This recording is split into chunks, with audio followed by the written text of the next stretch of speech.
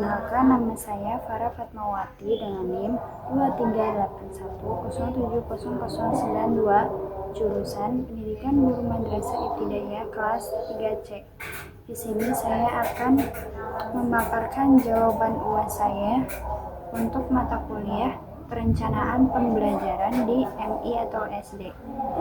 Dosen pengampu Ibu Nur Atikoh MPD. Baik, langsung saja. Yang pertama yaitu jelaskan perbedaan komponen antara RPP dan modul ajar.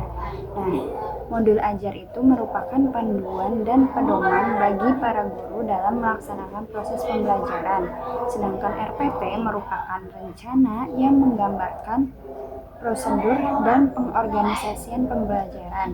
Nah, perbedaan komponen antara RPP dan modul ajar itu, yang pertama, komponen RPP mencangkup standar kompetensi dasar, materi pokok, kegiatan pembelajaran, indikator pencapaian kompetensi, penilaian, alokasi waktu, dan sumber belajar. Sedangkan komponen modul ajar itu memiliki komponen yang lebih lengkap daripada RPP, terdiri dari informasi umum, komponen inti, dan lampiran.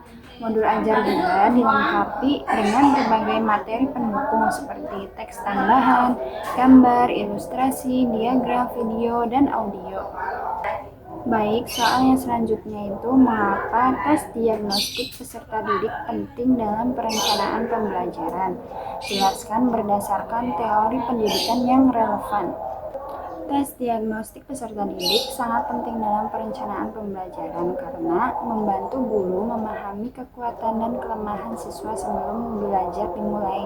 Dengan informasi ini, guru dapat merancang strategi pengajaran yang sesuai dengan kebutuhan individu siswa sehingga meningkatkan efektivitas pembelajaran.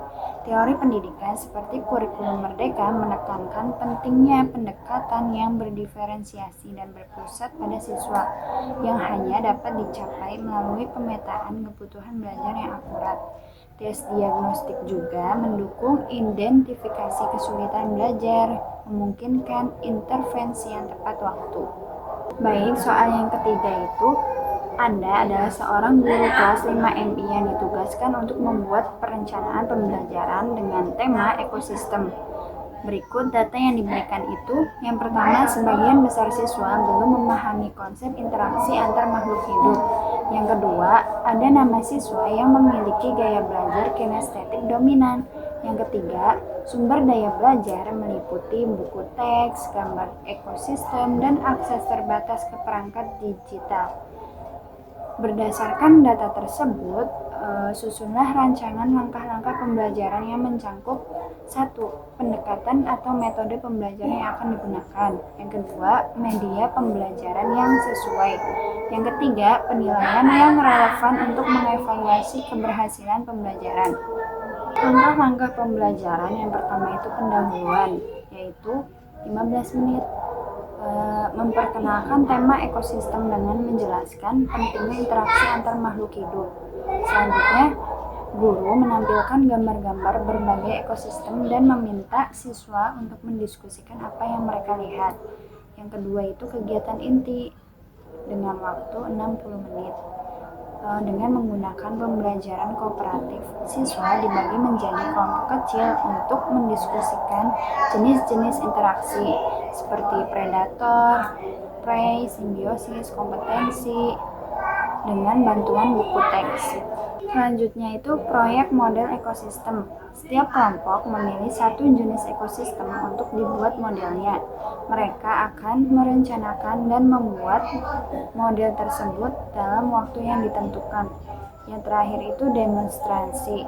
Guru melakukan demonstrasi interaksi antar makhluk hidup menggunakan alat peraga, misalnya menunjukkan bagaimana predator berburu mangsa. Bagian terakhir itu bagian penutup, yaitu dengan waktu 15 menit. Setiap kelompok mempresentasikan model ekosistem mereka dan menjelaskan interaksi yang terjadi. Yang terakhir itu bagian penutup dengan waktu 15 menit. Setiap kelompok mempresentasikan model ekosistem mereka dan menjelaskan interaksi yang terjadi di dalamnya. Lalu, siswa berdiskusi kelas tentang apa yang telah dipelajari dan bagaimana interaksi interaksi tersebut penting bagi kelangsungan hidup ekosistem. Di sini itu guru menggunakan penilaian, yang pertama penilaian formatif dengan observasi selama diskusi kelompok dan presentasi untuk menilai pemahaman siswa tentang interaksi antar makhluk hidup tersebut. Selanjutnya dengan melakukan tanya jawab setelah presentasi untuk mengevaluasi pemahaman individu. Selanjutnya menggunakan penilaian proyek, penilaian terhadap model ekosistem yang dibuat oleh masing-masing kelompok berdasarkan kreativitas, ketepatan informasi, dan kemampuan menjelaskan interaksi antar makhluk hidup.